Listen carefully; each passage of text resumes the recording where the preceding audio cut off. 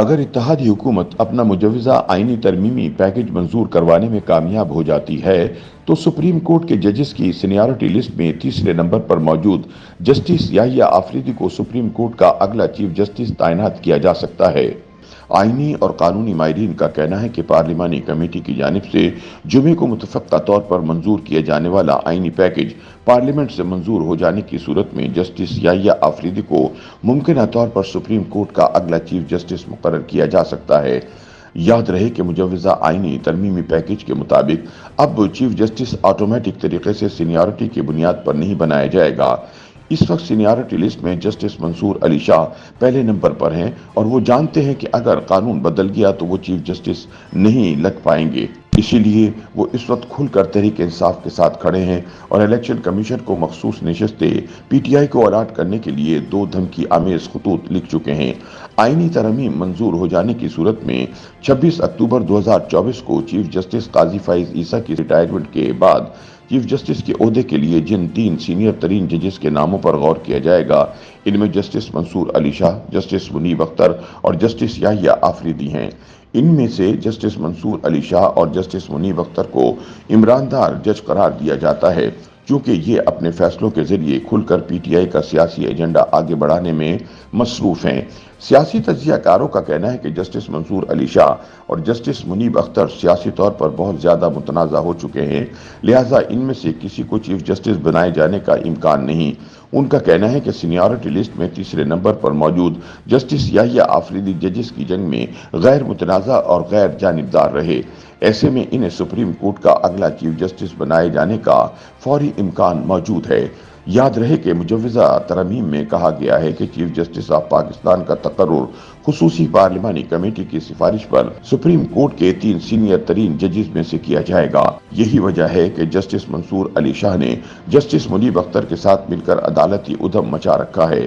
ان کی کوشش تھی کہ نہ تو حکومت آئینی ترمیم کروا سکے اور نہ ہی چیف جسٹس کی تقرری کا طریقہ کار بدلے، لہٰذا انہوں نے مخصوص نشستیں تحریک انصاف کو الاٹ کرنے کا حکم جاری کر کے پارلیمنٹ میں اتحادی حکومت کی 2/3 اکثریت ختم کر دی تھی۔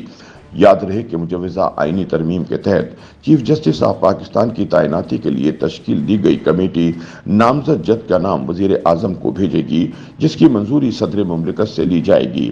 اگر نامزد کردہ جج کا نام مسترد کیا جائے گا تو اس صورت میں کمیٹی کے ذریعے اگلے سینئر ترین جج کے نام پر غور کیا جائے گا، تاوقت یہ کہ چیف جسٹس آف پاکستان کا تقرر نہ ہو جائے۔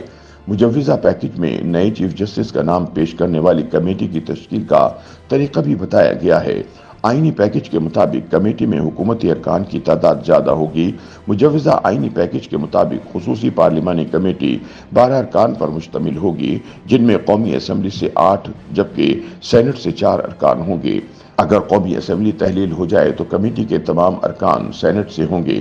اس کمیٹی میں ارکان کی نمائندگی کے حوالے سے کہا گیا ہے کہ ہر پارلیمانی پارٹی کو کمیٹی میں متناسب نمائندگی حاصل ہوگی اور پارلیمنٹ میں جماعتوں کے تناسب سے ارکان کو پارلیمانی قائدین نامزد کریں گے۔ رکنیت کے لحاظ سے ارکان کا اعلان چیئرمین سینٹ اور اسپیکر قومی اسمبلی کریں گے۔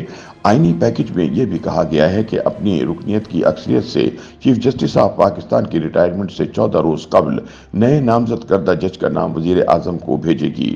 تاہم 26ویں آئینی ترمیم کی منظوری کے بعد پہلی نامزدگی چیف جسٹس آف پاکستان کی ریٹائرمنٹ سے قبل 3 دن میں بھیجی جائے گی۔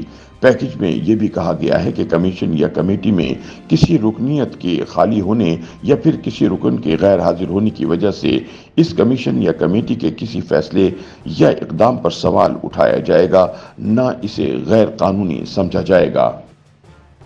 YouTube پر گوگلی نیوز دیکھنے کے لیے youtube.com کی سرچ بار میں googly news T V type کریں۔ گوگلی نیوز کے پیج پر سرخ رنگ کے سبسکرپشن والے بٹن پر کلک کرنا نہ بھولیے۔ YouTube پیج پر اپلوڈ ہونے والی ویڈیوز سے باخبر رہنے کے لیے بیل آئیکن پر کلک کیجیے۔ آپ کو ہر نئی ویڈیو کے بارے میں نوٹیفیکیشن موصول ہو جائے گا۔